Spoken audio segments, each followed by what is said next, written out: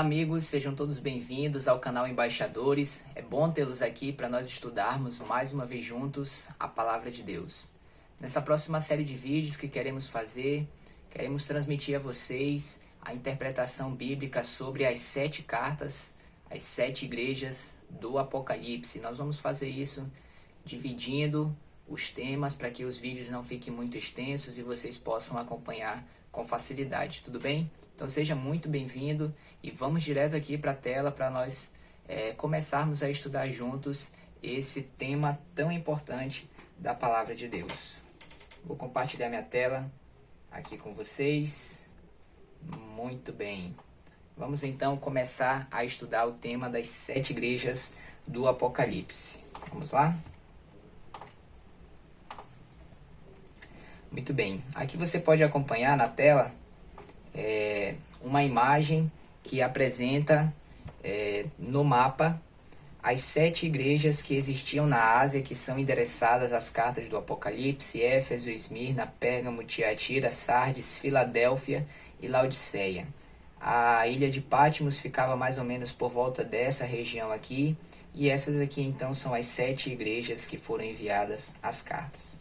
Havia muitas outras igrejas cristãs, na época em que as cartas do Apocalipse foram escritas, centros importantes inclusive como Antioquia, a própria igreja de Jerusalém, a igreja de Colossos. Então essas cartas aqui, elas foram enviadas por Deus, essas cidades, esses locais foram escolhidos por Deus por causa dos objetivos específicos que ele tinha para transmitir essa mensagem, tudo bem? Porque essas igrejas ajudariam a Deus a alcançar o objetivo que ele tinha para transmitir essa mensagem aqui no Apocalipse.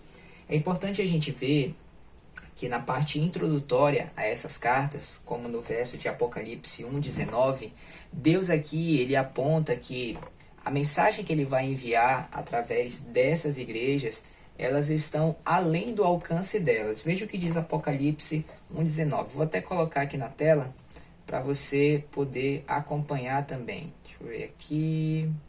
Aqui. Apocalipse, capítulo 1, verso 19. Então, olha só o que diz aqui, ó. Escreve, pois, as coisas que vistes, e as que são, e as que hão de acontecer depois destas. Então, as 7 cartas aqui, elas contêm conteúdos de coisas que viviam no momento, que seriam do momento presente, e as coisas que também estariam para o futuro, mostrando que as 7 igrejas do Apocalipse, elas possuem uma aplicação também universal, beleza? Porque essa mensagem também aponta para o futuro. Então, as 7 igrejas aqui do Apocalipse, elas possuem 7 características, elas possuem características de 7 períodos que o povo de Deus passaria na história até o fim. Então, começando ali quando Cristo funda a sua igreja, a igreja cristã, em sua época, no início do 1º século, indo até o final da história, até a época da volta de Jesus. Um outro detalhe interessante que é importante nós enxergarmos aqui é que cada uma dessas cartas, elas são endereçadas ao anjo da igreja. Então você vai ver isso em todas as cartas, ao anjo da igreja em Éfeso, ao anjo da igreja que está em Esmirna. E essa palavra anjo aqui, no original grego, é a palavra ageloi, ok? E essa palavra significa mensageiro, ou seja, é uma referência ao líder daquela igreja que deveria repassar a mensagem aos seus irmãos. Então, na cultura da época, era o líder espiritual da igreja, aquele que nós chamamos hoje de ancião, não é? O termo muda de acordo com as denominações, mas aquele que lidera a igreja nos tempos bíblicos, era ele que lia a carta que a igreja recebia para os seus irmãos. É por isso que Apocalipse, capítulo 1, verso 3, uma tradução possível dele, talvez aquela ao pé da letra, seria assim: bem-aventurado aquele que lê e aqueles que ouvem as palavras da profecia. Porque era esse o processo que acontecia. Um fazia a leitura e os outros, os membros da igreja, eles ouviam a mensagem que estava sendo enviada. Ok? Então, tendo isso aqui de pano de fundo, vamos começar a explanação aqui na primeira carta, não é? Que é a igreja de Éfeso. Então, vamos dar uma lida aqui. Apocalipse capítulo 2, vamos ler a partir do verso 1. Ao anjo da igreja em Éfeso escreve: Estas coisas diz aquele que conserva na mão direita as 7 estrelas, que anda no meio dos 7 candeeiros de ouro. Deixa eu colocar aqui na tela para vocês acompanharem, que vai ser mais legal assim, não é? Vamos lá, Apocalipse 2. Que tem estas coisas, diz aquele que conserva na mão direita as 7 estrelas, que anda no meio dos 7 candeeiros de ouro. Conheço as tuas obras, o teu labor e a tua perseverança, que não podes suportar homens maus, e que puseste à prova os que a si mesmos se declaram apóstolos e não são, e os achartes mentirosos. E tens perseverança, e suportastes provas por causa do meu nome, e não te deixaste esmorecer. Tenho, porém, contra ti que abandonar-te o teu primeiro amor.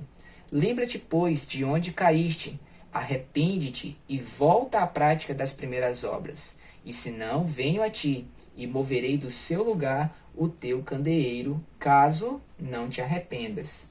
Tens, contudo, a teu favor que odeia a obra dos nicolaítas, as quais eu também odeio. Quem tem ouvidos, ouça o que o Espírito diz às igrejas. Ao vencedor, dar-lhe-ei que se alimente da árvore da vida que se encontra no paraíso de Deus. Nós vamos perceber aqui que há uma estrutura muito semelhante entre todas as cartas do Apocalipse, ok? 5 elementos que se repetem nelas basicamente. Uma forma como Jesus ele se apresenta, um elogio que ele envia àquela igreja, aquele período da história para o seu povo, uma reprovação que ele faz também ao seu povo, um conselho que ele dá ao seu povo diante da reprovação que ele sofre, e também uma promessa para aqueles que ouvirem o seu conselho e mudarem aquilo que Deus reprovava. Então ele faz uma promessa aos vencedores, aqueles que escutarem o seu conselho. Vamos acompanhar essa estrutura aqui no caso da igreja de Éfeso. A primeira informação importante aqui que você precisa saber é que a palavra Éfeso significa desejável. Esse é o primeiro momento, esse é o primeiro período da igreja de Deus em toda a história. E para esse momento, Deus ele usa esse nome aqui interessante, a igreja desejável. Então, a igreja de Éfeso ela foi o principal centro cristão fora de Jerusalém, a principal igreja. E foi o local para onde João foi depois que ele foi liberto da ilha de Patmos, beleza? Então, como foi que Jesus se apresentou aqui à igreja de Éfeso? Se apresentou como aquele que conserva na mão as 7 estrelas e que anda no meio dos 7 candeeiros. O que significa isso aqui?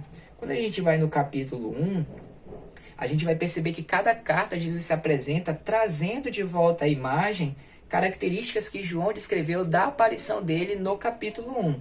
Ok? E aí a gente tem aqui em Apocalipse 1, verso 20, Jesus já explicando o que significa algumas coisas que João viu, como por exemplo ele aparecer no meio dos 7 candeeiros e tendo na mão 7 estrelas. Olha o que diz Apocalipse capítulo 1, verso 20. Vamos ver aqui. Quanto ao mistério das 7 estrelas que viste na minha mão direita e os 7 candeeiros de ouro, as 7 estrelas são os anjos das 7 igrejas, e os 7 candeeiros são as 7 igrejas. Então, as estrelas aqui são os anjos da igreja, são os mensageiros, os líderes espirituais do povo de Deus. E os candeeiros são as igrejas de Deus. Então, quando Deus ele se apresenta aqui, Jesus se apresenta como tendo na mão as 7 estrelas, ele se apresenta como aquele que controla, que conduz, que lidera o seu povo. E quando ele se apresenta estando no meio dos 7 candeeiros, ele está reforçando a ideia, firmando a afirmação de que ele está no meio do seu povo. Ele permanece no meio do seu povo.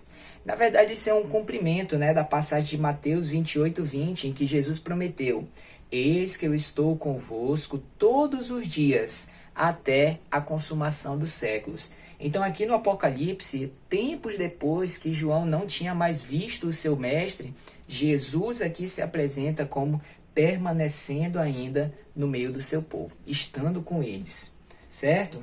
Vamos lá, qual foi o elogio aqui que Jesus fez à igreja de Éfeso? Bom, o período aqui da igreja de Éfeso, o primeiro período da igreja cristã, Jesus elogiou o seu povo por ser um povo perseverante e fiel, que não tolerava homens maus e os colocava à prova.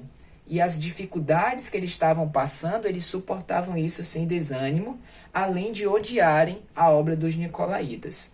Em relação a esse aspecto aqui do povo de Deus não suportar homens maus, ser um povo fiel e tal, colocar à prova a todos os seres humanos, a gente percebe um exemplo disso em várias passagens, especialmente do livro de Atos, como você está vendo aí na tela. Mas eu queria frisar para vocês pelo menos um exemplo aqui, que é o de Atos capítulo 8,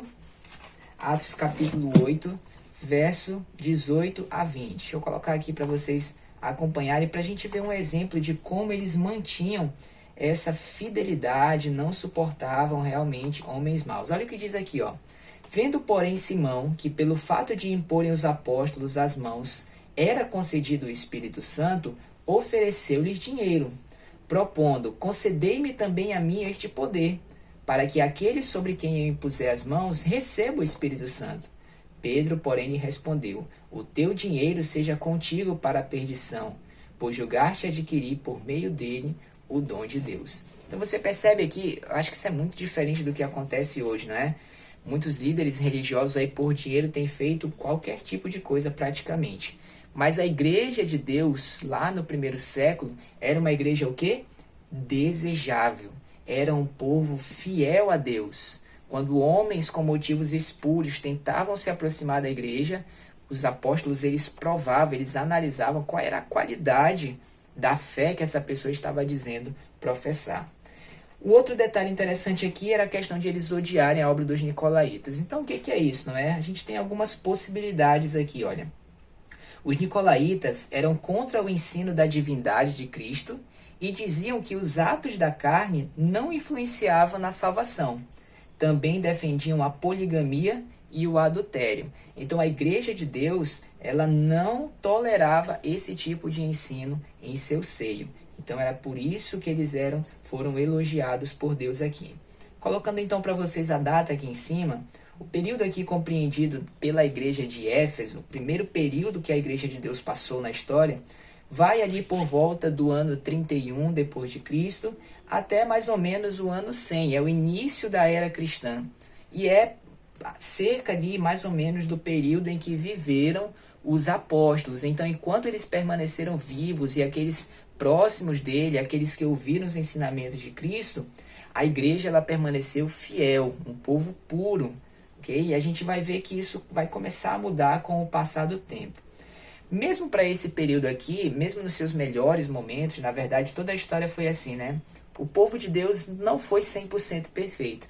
Mesmo para esse primeiro momento aqui da história, a igreja de Éfeso, o período da igreja de Éfeso na história, recebeu uma reprovação. E qual foi a reprovação que Deus fez aqui a eles? Que eles abandonaram o seu primeiro amor. E apesar de a gente estar falando aqui que a igreja de Éfeso, essa carta que foi endereçada à igreja de Éfeso, literal, era para eles, mas compreendia também o primeiro período da igreja de Deus, nós podemos também tirar lições aqui para a nossa vida hoje, né? Será que o elogio que Deus fez à igreja de Éfeso, uma pessoa fiel, que não suporta, que não tolera para dentro da igreja de Deus a entrada de heresias, mistura com o mundo, para tentar atrair o mundo, será que Deus também faria esse elogio para a gente?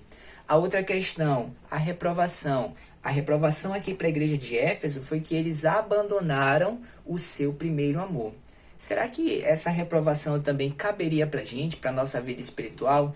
Posso estar falando aqui para pessoas que têm alguns meses de batizada, né? E elas estão ali com aquele fogo na sua vida espiritual. Mas as pessoas aqui que já têm 10, 20, 30 anos, será que aquela mesma chama ainda arde no seu coração? Veja aqui, olha. A reprovação na igreja de Éfeso foi que eles abandonaram aquele primeiro amor. Então perceba, não é que eles abandonaram a igreja, mas eles caíram em formalismo religioso. E aí eu coloquei aqui essa pergunta, né? Por que será que isso acontece conosco? E quão importante é a gente estar atento à nossa vida espiritual para perceber sintomas, sinais de que a gente pode estar caindo nesse erro, para buscar fugir dele. Qual foi o conselho aqui que Deus deu para a gente? Olha só, para a igreja de Éfeso, não é? E se aplica para a gente também. Lembre de onde você caiu e se arrependa. Então, se o Espírito Santo está mostrando para você que você está nessa condição, qual é o conselho de Deus? Lembra onde foi o ponto que você caiu. Qual foi o primeiro passo que você deu que te levou para a queda? Foi um dia que você deixou de ir para a igreja? Foi um dia durante essa semana em que você acordou, quem sabe, um pouco atrasado e deixou de ter aquele momento com Deus de manhã? Foi ali que você começou a dar passos errados e levou você à condição que você está hoje? Qual é o conselho de Deus? Lembra de onde você caiu, se arrependa e volta à prática das primeiras obras. É isso que ele vai falar aqui, olha. Aí ele fala, olha só, se você não atender o conselho, o seu candeeiro será removido. Então, o que isso significa? Certamente é que Deus ele dá tempo de graça para que a gente se arrependa, para que a gente use o nosso livre-arbítrio para voltarmos de volta para Ele, a ter uma vida genuína com Ele. Mas chegará o momento em que o tempo de graça terá terminado. E então todos terão feito as suas escolhas e receberão a recompensa, o galardão, por aquilo que escolheram. E aí, finalizando aqui essa primeira parte, Jesus faz uma promessa àqueles que aceitassem o conselho. Ao vencedor se alimentará da árvore da vida. E só vai se alimentar da árvore da vida quem receber vida eterna, quem for para o céu, não é verdade? Mas aí eu destaco essa palavra aqui, ó, vencedor. Por que vencedor, queridos? Porque não é fácil a gente estar em uma condição de formalismo religioso, estarmos frios ou mornos espiritualmente e reacender novamente a chama. É necessário um esforço de nossa parte. E é isso aqui que Deus está falando. Aquele que fizer esse esforço e voltar será vencedor. Se alimentará da árvore da vida. Tudo bem?